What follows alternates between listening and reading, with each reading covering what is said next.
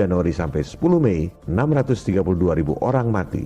Kematian akibat diare balita hampir 12.000 orang. Akibat kecelakaan lalu lintas 8.400 orang. Akibat HIV atau AIDS 1.600 orang.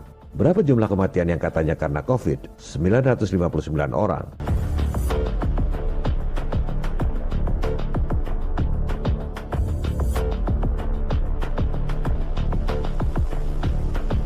Bukan kita mengecilkan para korban, bukan kita tak berempati, tapi kita harus lihat dalam konteks secara keseluruhan. Banyak yang nanya, di rumah sakit kenapa banyak yang mati? Loh, kok cuma nanya yang 0,2%? Kenapa nggak nanya yang 99,8%? Matinya karena apa? Jumlah orang yang mati karena kecelakaan lalu lintas hampir 9 kali lipat dari yang mati karena COVID. Kenapa nggak tutup aja sekalian semua jalan raya karena banyak yang mati? Emangnya kecelakaan lalu lintas nggak bahayakan orang lain? Kenapa bukan mobil-mobilnya aja yang disuruh social distancing supaya nggak ada tabrakan? Jumlah 959 orang itu pun tak ada satupun yang virusnya dimurnikan dan diperiksa. Karena memang begitu acuan dari WHO. You know, the test is not testing for a virus and it's not testing for an exosome. It's testing for a specific genetic sequence. And we don't really know where that genetic sequence comes from, so we don't really know what the test is testing for.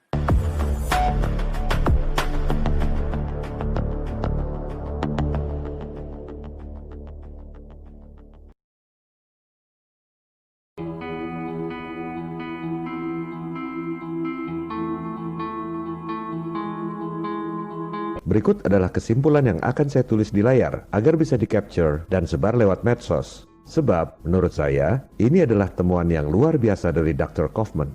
Kita bisa selesai dari masalah COVID saat ini juga kalau kita mau mencoba untuk memahaminya.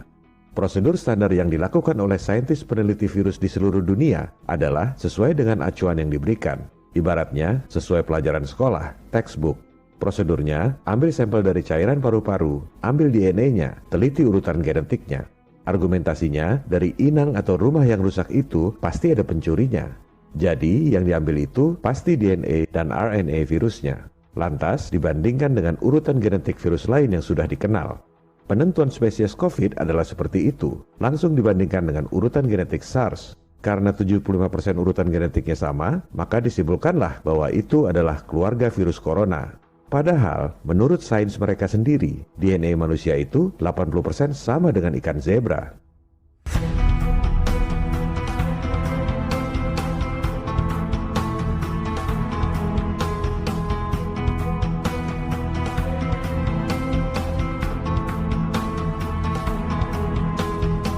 Yang disampaikan oleh Dr. Kaufman adalah sampel itu ibarat tong sampah yang isinya banyak.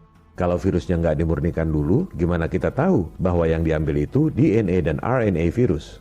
Yang diambil justru DNA eksosom, karena baik ukuran, berat, dan bentuknya sangat mirip dengan virus.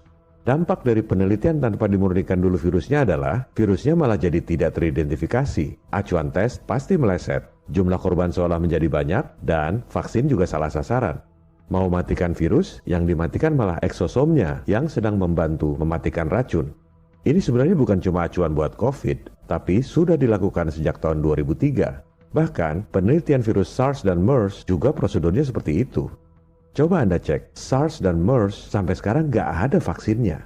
Cuman nggak dipublikasikan aja. Yang dipublikasikan sehingga terkesan mengerikan adalah HIV. Nggak ada vaksinnya, karena virusnya katanya bermutasi terus. Ada virus yang seperti X-Men, terus bermutasi. Tentu sangat mengerikan. Sebenarnya, tahun 2003 itu ada peneliti HIV yang sangat kredibel di Johns Hopkins University bernama Profesor James Hildreth. Dialah yang pertama kali mengungkap bahwa yang dikira virus HIV itu sebenarnya eksosom. Makanya selalu berubah dan gak bisa dikasih vaksin. Karena eksosom itu memang selalu berubah sesuai kadar racun yang ada di dalam tubuh. Ini juga bisa terjadi pada COVID.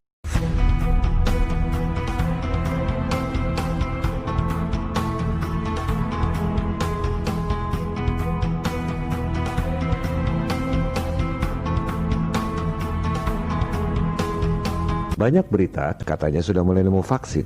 Hati-hati, bisa jadi nanti dibilang nggak mempan karena virusnya bermutasi terus seperti HIV. Padahal itu eksosom, salah sasaran. Ini semua karena acuannya, ibaratnya karena pelajaran sekolahnya memang mengajarkan begitu.